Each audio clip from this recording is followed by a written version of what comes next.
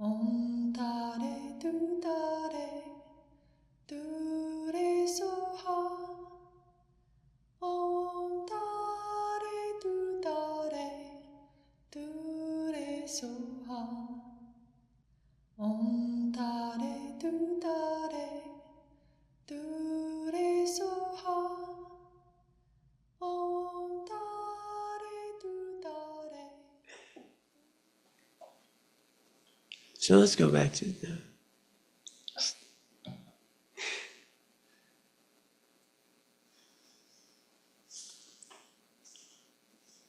and so we have these core teachings that find their way into the different mind streams. And as we're speaking about with Tibetans, Jetsuma Tenzin Palmo talks about, think about being on a dry, barren landscape.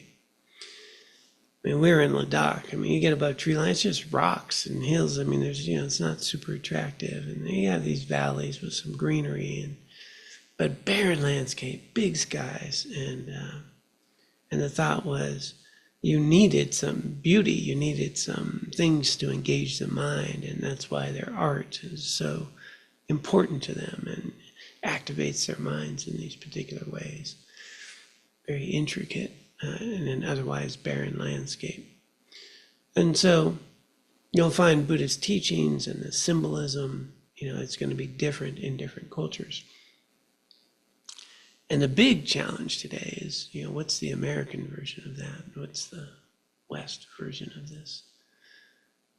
Initially, it was adopting the different lineages and cultures, and then a lot of the older lamas, realized people, yes, their minds don't work the same, and they really bumped up against some of these practices.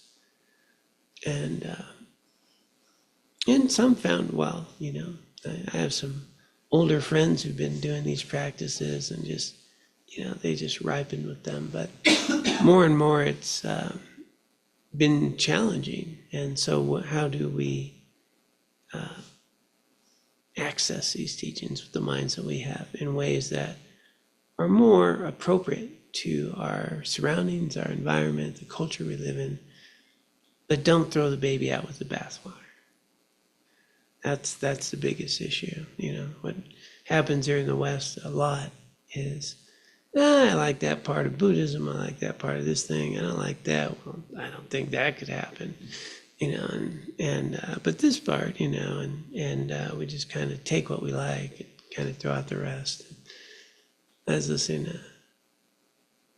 to, literally an American teacher who, said, well, this old Pali Canon stuff, there's a lot of stuff in there is just, for those people, but, I pick what I think's helpful. It's just like all that other stuff, And then he was teaching something he hadn't ever learned, which is pretty fundamental. And he goes, I heard this, it seems good. And this guy's like a teacher for the whole lineage. And so, we can run into these problems about casting away something that is actually core to a path of liberation. But there's also a lot of culture that isn't necessarily helpful for us. And the problem, especially, I'm more familiar with Tibetan Buddhism, is, Jetsuma Tenzin Palmo also talks about her teacher, says, there's 50% culture, there's 50% Dharma, right? But it's so intertwined, it's hard to extract, and it's too easy to throw out things that are truly meaningful and helpful for the path. And so sifting through these practices, and that's kind of the core of our center, is how do we make these teachings practical to us? Meeting people where they're at with whatever their level of motivation is for practice. And as I've mentioned many times, being authentically honest that I might be here because I just want to be a better human being, suffer less. And just being honest with it, it's fine. These practices will help that.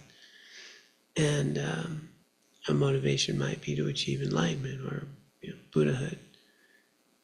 But how do we use these clear practices that have been refined, have been practiced, have been realized in ways that meet you with your mind without watering down the essential pieces? And if they don't make sense, just setting it off to the side, as opposed to what we're going to talk about here, if I ever get to it. And the message is really that, are there examples that we have in our lives of people that suffer less, of people that understand actual causes of mental, emotional suffering, actual causes of peace, of resiliency? And at what level do I apply these in my life that help me? And my personal experience is one in which,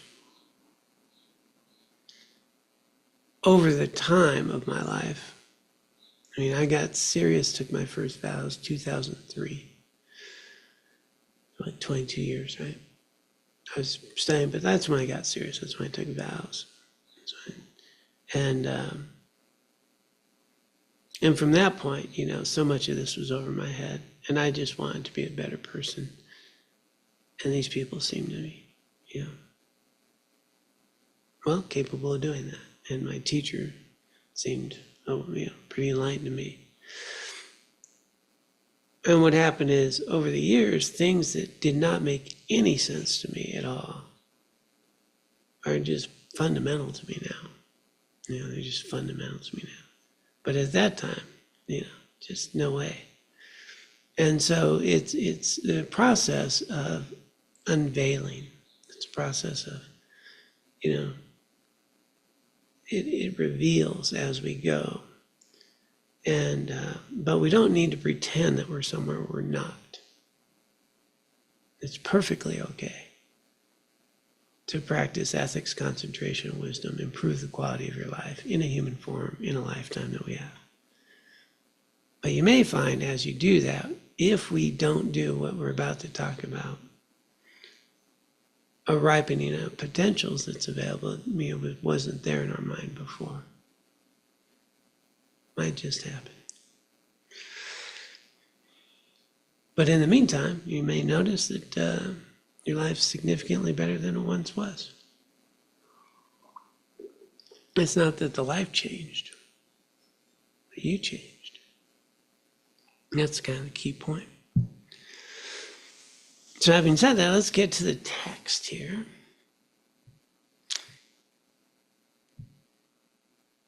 Last week, talked about anger, right? Is that right? Arrogance. Anger and then arrogance. Deluded doubt. There's a key word, deluded. Doubt is important in Buddhism, being skeptical, testing, it's very important. Deluded doubt. This involves strongly doubting aspects of the Dharma that are important for our spiritual practice, such as karma, rebirth, and the possibility of attaining enlightenment. Although we are encouraged to question and investigate the teachings rather than blindly believe them, if our doubt is leaning towards an incorrect conclusion, for example, there's probably no such thing as enlightenment, it becomes an obstacle to our practice. We can feel enthusiastic about how can we feel enthusiastic about attaining something that we don't really believe in? See if you can recall ever having this type of doubt, and if so, check how it affected your practice. So it's interesting the way this is presented here. I'm going to flavor it up a little differently.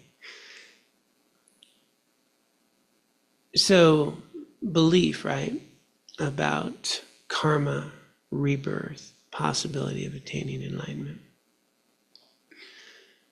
So a deluded doubt around that would be, Well, of course there's no rebirth. Okay, what's the evidence? You got any evidence that the consciousness stops at death? Anybody? And then you go, okay. So how about, it doesn't make sense to me about rebirth. Well, that's kind of practical. I haven't seen any evidence for it.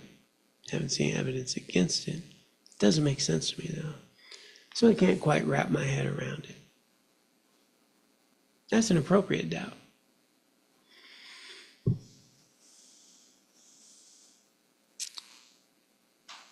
I watched this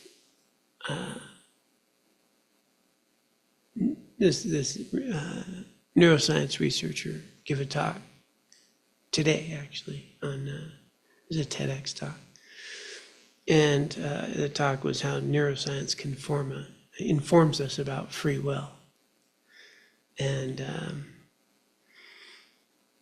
yeah, it was interesting. He's an Indian guy. He's pretty interesting. Apparently, his side, he's learned how to do stand-up comedy. I read that afterwards. He hopes to get good at it in the future.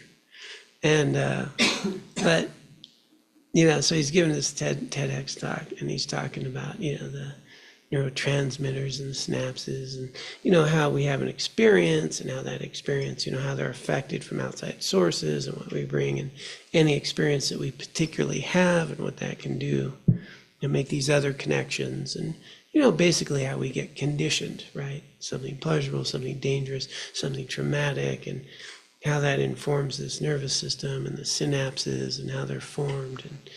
And so he's going through the biology of all this. And all that's great. I'm thinking, it's pretty interesting, this guy's explaining how we're conditioned. And then, he's talking about probabilities. For example, if his example is, if I cross the street in traffic, generally I'm pretty alert. There's a probability I could get hit by a car, but not very high probability. It's pretty small probability I get hit by a car across the street. But if I have a severe case of ADHD and I'm distracted, there's a much greater probability I could get hit by a car, right? But if I have medication for my ADHD and I take it and it works, now my probability's down. So what he's starting to say is that our life is just filled with different probabilities based upon our conditioning and what we do, and that we're not really making choices. It's just based on our conditioning, the events and the probabilities that show up. You don't really you're not really making, it's just kind of happening. And to some degree, I think we all know, we have very little free will, right? We might want to sit and meditate. Our mind's going, no, John said there's, chantilly cake outside, when he shuts up so I can have some, we might notice that. We might, sit there and think, I'm going to be happy today, but you're not happy, right? We don't have, our conditioning has got a lot of inertia. And so he is explaining, and then all of a sudden he gets to this point where he says, but there's this illusion that there's some separate self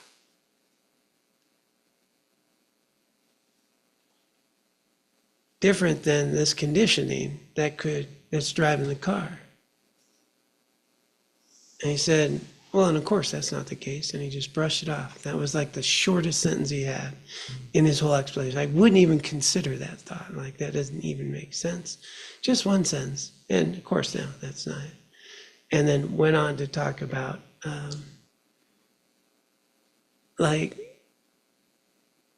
people, we shouldn't even hold people accountable to what they do because they're just doing what they're conditioned to do, killing, stealing, whatever. And, if somebody, if we had medicine for someone who, for example, addicts, and then you give them medicine, they're not an addict, now they're better, it's not bad, the things that they did, or someone violent tendencies and they harm someone, but we had medicine where then they don't harm someone, and you just eliminating morality, in that sense, or choice around that, just no accountability. But phrasing it in a way, and a lot of people have this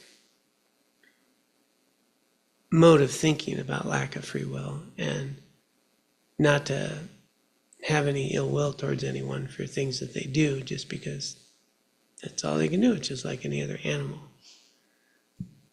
And but the point being is, at that point you wouldn't have resentment, you'd have more compassion.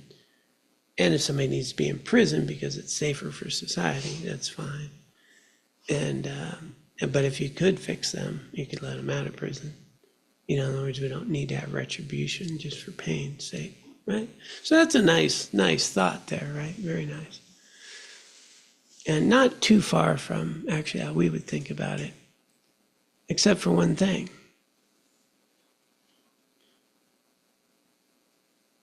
Maybe there's a consciousness that is not just emerging from the synapses that has a choice.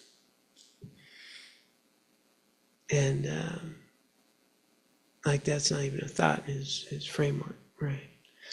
And then we get back to that discussion. Is our consciousness an emergent property of a bunch of electricity and chemicals in a brain? And when that ceases, there's no consciousness. Or is there consciousness?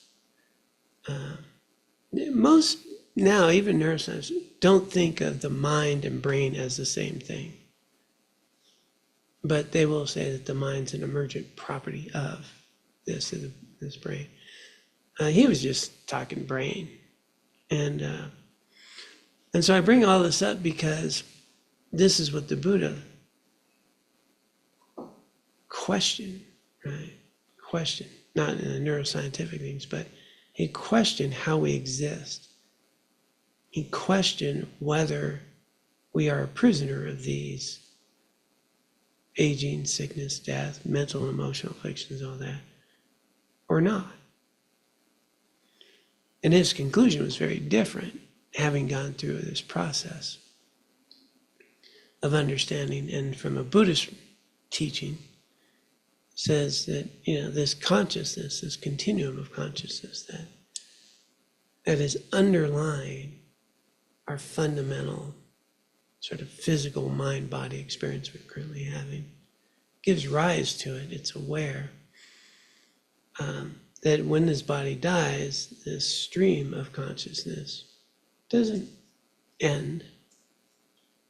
It just sees itself differently.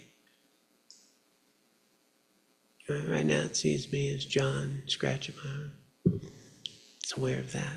And then this body dies, and then consciousness starts seeing itself differently, without a body, without a relationship. And at some point, based on the karmic imprints and the conditioning and the conditions, we'll start seeing itself in a new form. Maybe in somebody's belly.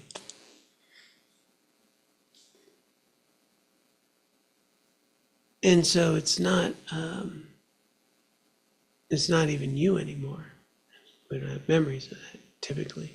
Some people do, and it's interesting to look at the books and the research done around people who can recall very specifically things in previous lives, right down to detail, and so forth.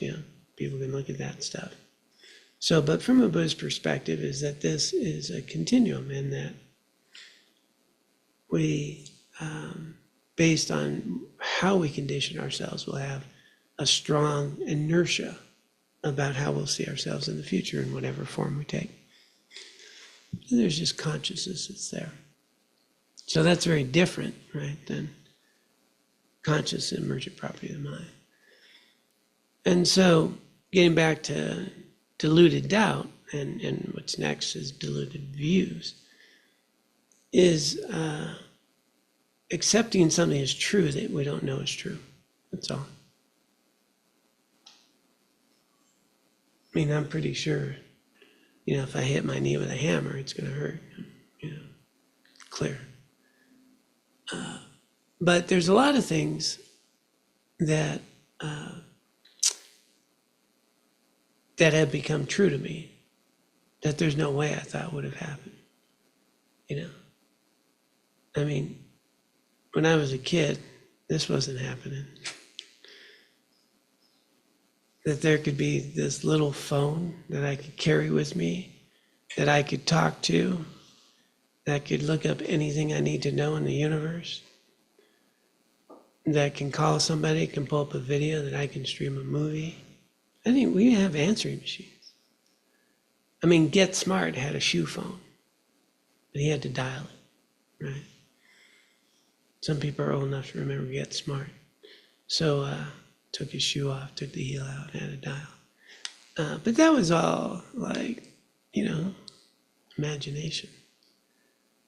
And if someone were to tell someone 20 years ago that you can have something like this, which does more than any of the supercomputers did back then, and on a little pinhole things be able to produce all this stuff, like, no way. Like, today it's just what we have, a smartphone, you have a smartphone.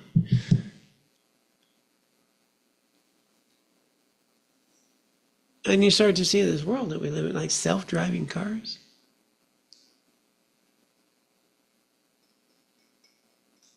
Yeah. And so think about all the things that we never even imagined. It's just common now. And then how can I be so sure of what is possible or not possible? And then we investigate. So deluded doubt is a doubt that is leaning towards conclusions without any evidence whatsoever, in a way that inhibits the potential for knowledge. So it's totally okay to think, in this, for example, she brought up karma. Karma I can probably explain in a way that just totally makes sense to a scientist. Cause and effect, right?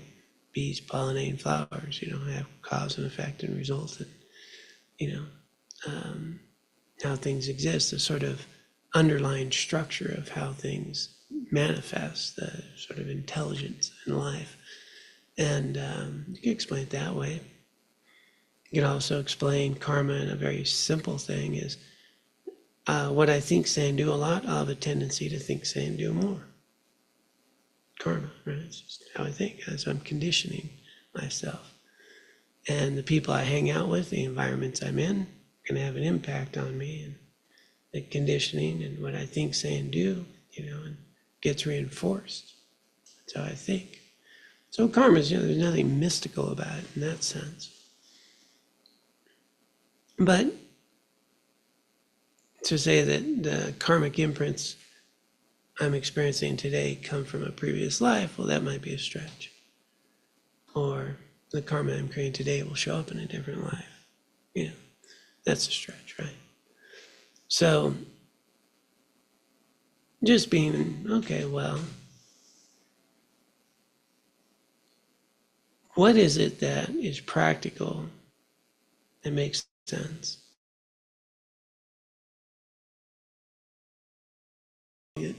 People will say sometimes, and some people do not like it when you say it, well, everything happens for a reason, right? As though that makes it all okay. But technically, yeah, everything does. That's why it happened. Nothing happens without a cause, so there's always a cause that gave rise to what happened, right? Get in a car accident, well, somebody wasn't paying attention, or time went out or something. There's always a cause, right? So things always happen for reasons. Now we can make a story about what that reason is, and as far as our future and all that, but that's different. But technically, nothing happens without a cause. So everything happens for a reason. And then one of the best guarantees, and I can make this right here, is your life will be different. This will change your life. And technically, our lives always change, And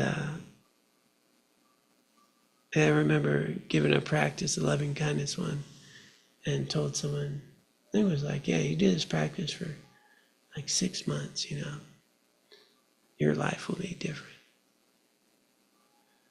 She did it for 6 months. Her life was very different in a good way. But technically, her life was going to be different anyway, right?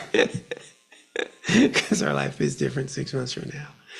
And so it's just funny how we watch what we say. Yeah, you do this every day, your life will be. Well, if you don't do it, your life will still be different. But what if you became an active participant in that process?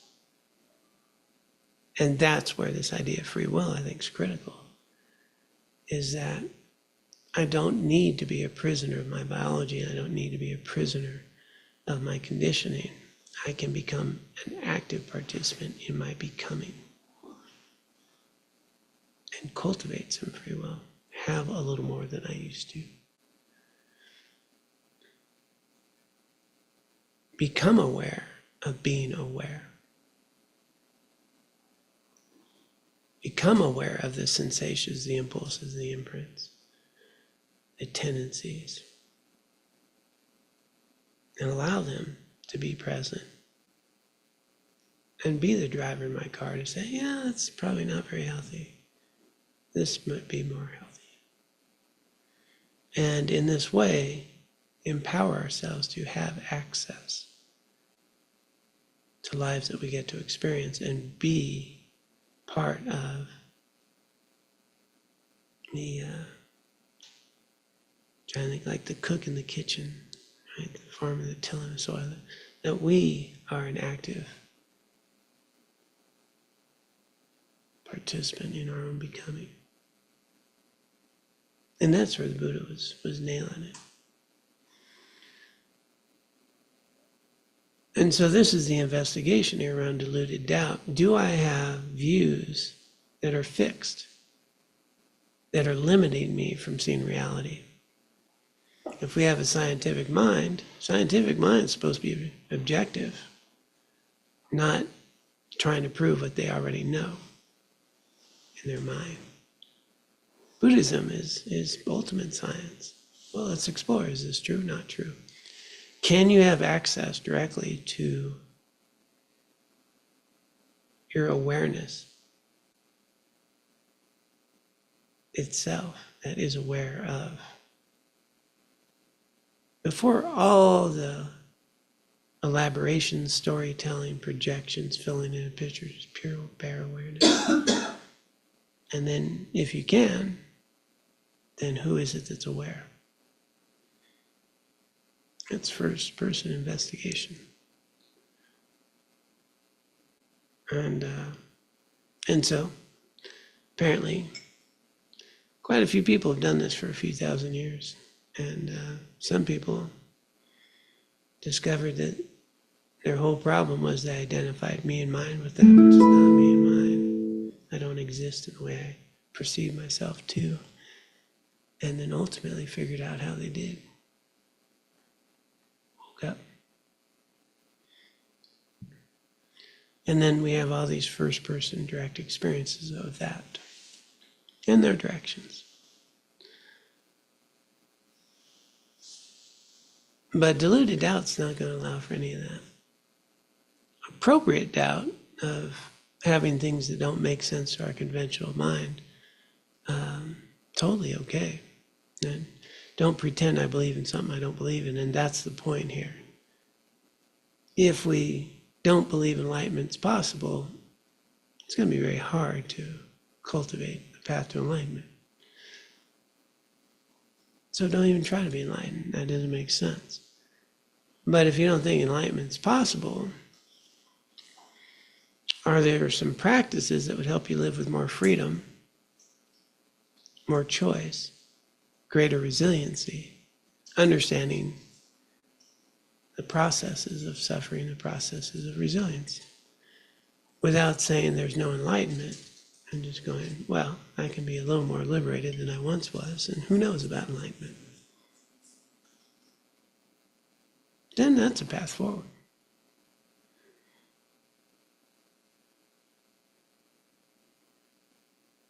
One of the beefs I have, this is going to be my own beef here. Could get in trouble for this. But there's many teachers who, in the West here, who actually say that enlightenment doesn't mean you're free of all your mental afflictions. And Buddhism pretty much says, no, that actually is how you define enlightenment, that you are free from all your mental emotion. Like, you're free of this, you're free of karma, you're free of that. That's enlightenment. And so they've actually closed the door on the potential for being free of all mental emotional afflictions. Literally, in their teaching right now, they're very famous. Why do you want to close the door?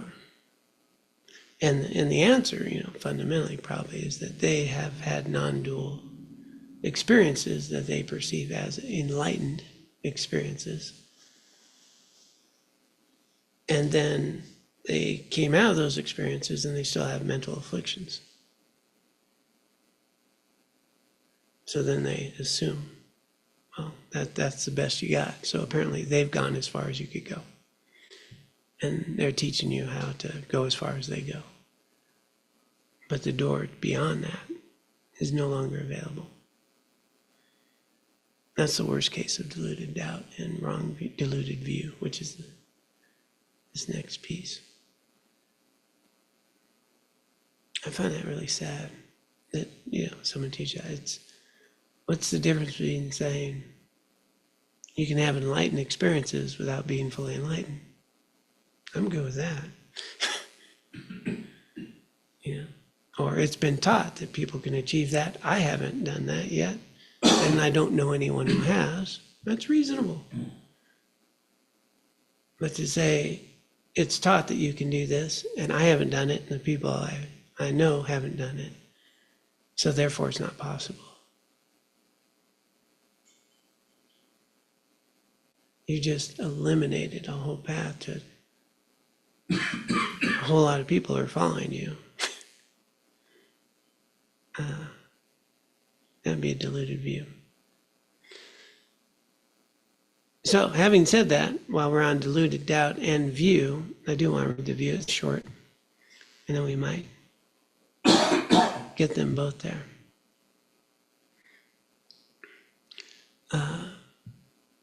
Deluded views. These are incorrect views that lead us to believe things exist opposite to the way they do. One example is the view of the transitory collection, belief in a real independent I, that we exist independently. Another is extreme views based on the false notion of an I, either believing it to be external, unchanging soul, right? So there's that eternal. What I say? Oh, thank you. Either believing it to be an eternal, unchanging soul, or believing that it becomes non-existent when we die and thus there is no rebirth. Do you think your views or beliefs about yourself, your life, the world, what happens when we die, and so on are correct and accurate, or might be faulty, affected by ignorance and other delusions? There's also secondary or auxiliary delusions that derive from one or more of these three poisons. Among them are resentment, cruelty, jealousy, miserliness, pretension, lethargy, and laziness. These two disturb our mind and create problems in our lives. So you can see how this plays out then. Do I know everything? What's the biggest obstacle to learning is the presumption of knowledge. I'm not going to learn much when I already know it. And so the inspiration here that the Buddha provided those thousands of years ago was to question, was to seek, was to investigate, but to know. To know. And conceptual thinking and just back and forth, bantering about what we already think we know, not going to get us there. So authentic investigation, challenging what we know, challenging even these teachings. Matter of fact, that's core.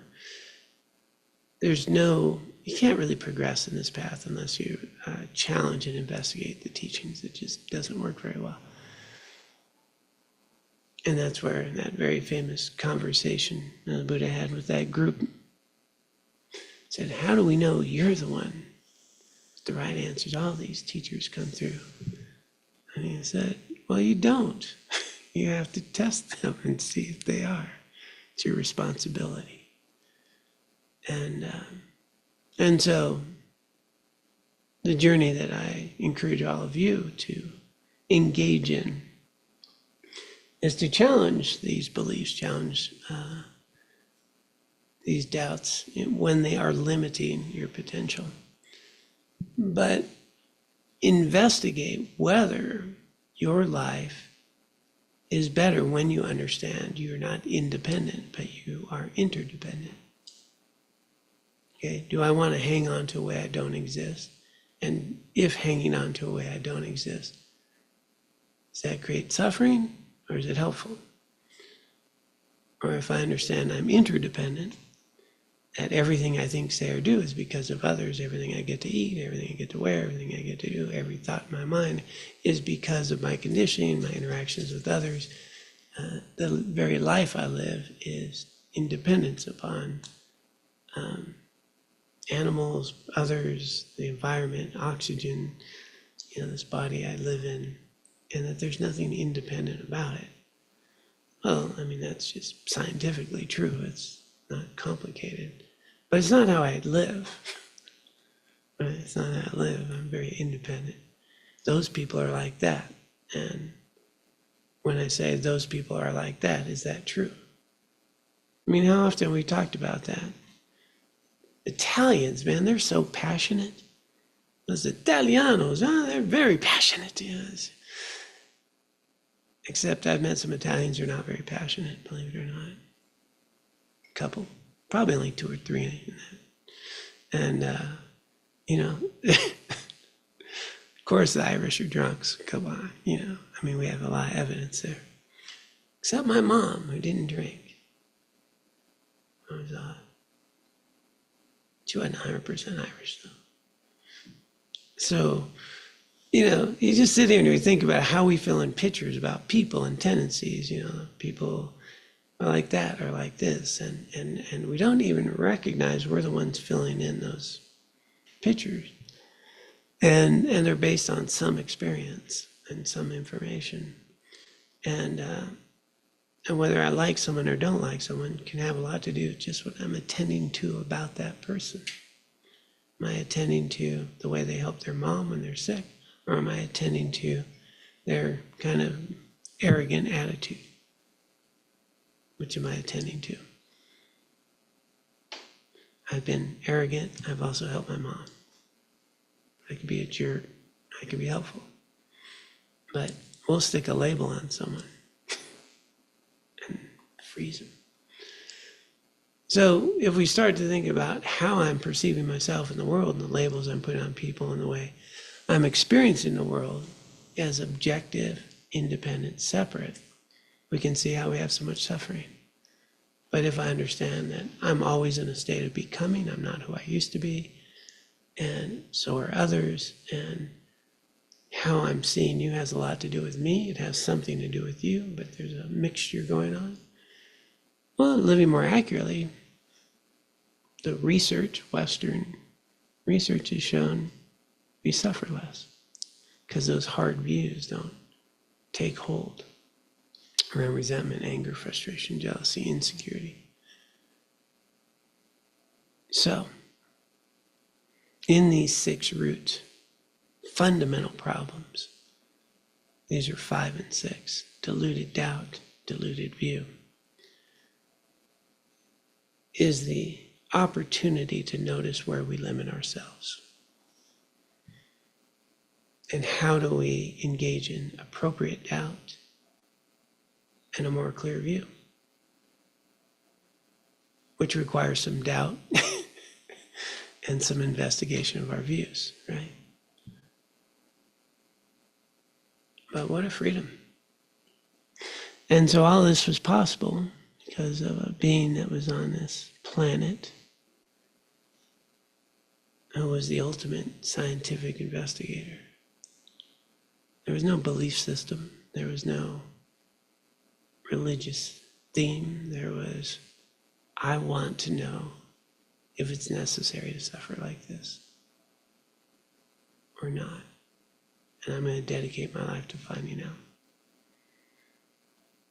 And now we have the opportunity to not just take those teachings, but the refinement, the commentary, the people in our lived experience in this human condition right here, right now, who have engaged in them and offer us opportunities to do the same. That's pretty wonderful, I think. So, we get to celebrate this incredible opportunity, engage in these teachings. The path is available. And the key is to not be a fundamentalist, but don't throw the baby out with the bathwater. It's tricky business. Don't water down the actual potentials available to us. But don't adopt things that don't work either. So that's what we get to discuss each week. How do we sift through that in this culture we live in? I'm grateful we have the opportunity to do that. And I can't imagine that all of you let me talk that whole time without interjecting at some point, like, who are you people? Where's my crew? So does anyone have any comment? Chris, man, of all people, I thought you'd bail me a long time ago. I was letting you go, John. This is more of a pragmatic meditation question. So I've been experimenting with what you call it, the insight or the analytical meditations. I found that really helpful this last week to focus on arrogance and noticing anger coming up too. But I'm wondering what your thoughts are in terms of doing shamatha or the analytical first, because I listen to you, espouse your wisdom in the morning for 10 minutes. We have Lama That's the Tsongkhapa. only amount of wisdom I have is 10 minutes worth. That's right. Well, I'm Okay. doing the full 10. And so that gets me thinking about the Wednesday night teaching. So I feel primed to do the analytical first, but I'm I don't know I just want your thoughts whether it's better just to work on the mind training and the focus breath and then do the analytical, or how to, your thoughts on which would be more effective. Yeah, and again, not being fundamentalist, there's, different people's minds work a little better for them. I like to have one session where I'm doing my refuge, my prayers, conditioning my mind, then a session of just shamatha where I'm clear, and then do some analytical. That works for me. I like that. It's, by doing my refuge and my prayers and, just getting my mind in this wholesome spot, then I just can be shamatha for a little bit, and then, take a break and then come back to an analytical. Like that works for me. But if you're, kind of just settle, set your refuge, do an analytical, and then, if you get a realization and can sit with that, it's nice, because that's the point. You want to sit with the realization. So you're just going to play with what's good for you. Is your mind too active after an analytical to do a shamatha? Or does your mind settle down because you've worked through that stuff? And then you might be able to just settle the mind nicely. Different people are going to have, different minds. Some people are good nighttime meditators. I'm not. And, I like the morning, got this guy in a course right now, man, for him to get his act, like he wakes up, he's like, mind is just going, like, for him, that 5-10 minutes more is brutal, but he can meditate at night and it just settles him down from all this activity. So, we want to work with it in a way that is suitable for you and play with both. Thank you. Yeah. And I guess last thought in terms of what you were talking about, I do really see that the deluded views, the idea of like recognizing the openness that all this is possible, I think is it's actually going to be really healthy for this week to kind of challenge some of my preconceived notions and to be more open. So thank you for that. Yeah, thank you. Yeah, it's interesting what we don't even think is possible. Like, so obviously sometimes we talk about, Jetsuma spent 12 years in a cave. Like, most people are like, what? Matter of fact, you're out with dinner with some people and they're like, what? How's that even possible, right? And then you've got these nuns at a Gebchak nunnery way out in the very remote parts of Tibet that are just incredibly hard to get to, live in some of the coldest temperatures in Tibet. And they meditate in meditation boxes. They don't lay down to sleep. They live this way every day. They do inner fire, Tummo meditation. They achieve rainbow body. Like, you can go there and look at it. It's not, like people are living and doing this that exist in the world. And, very well known, Lama Zopa Rinpoche didn't sleep. Okay, so 40 years, this guy didn't sleep. And so our conventional mind's like, that's, just right, doesn't compute. Except there's people in our lives that we can know, touch, point at that, this is how they are. And so I find that helpful because my mind will forget that stuff sometimes, right? In my own conditioned state. And then I remember. And, I've actually talked to some of these people and you're right, yeah. There's people doing things beyond our sort of normal human biology. I should introduce him, that neuroscientist researcher, actually. And so those are things that, just sometimes very inspirational for me is read some of the books and talk. Very contemporary people, not people that lived centuries ago. People lived in our own lifetime and are alive today. Jetsuma Tenzabon, she's alive. You can go visit with her, have a cup of tea with her.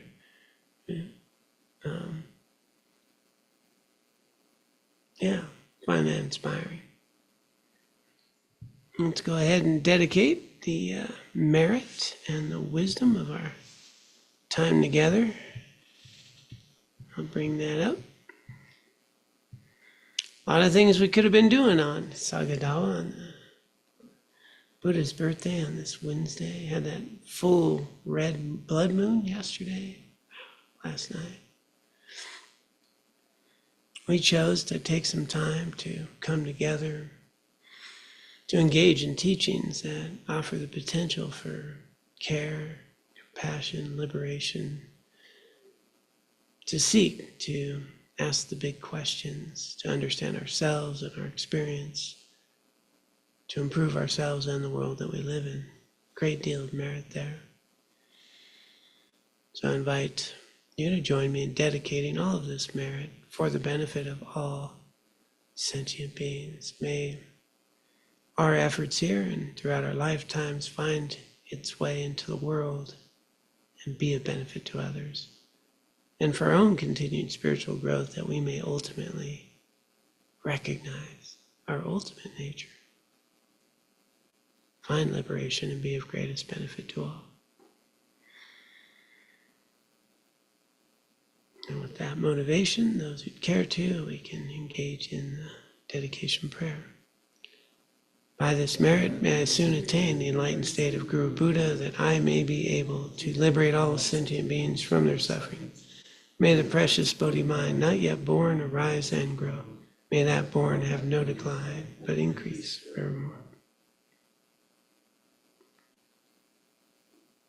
Om Tare Tu Tare Tu Re Soha.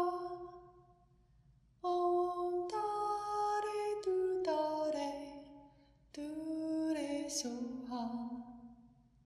Om Tare Tu Tare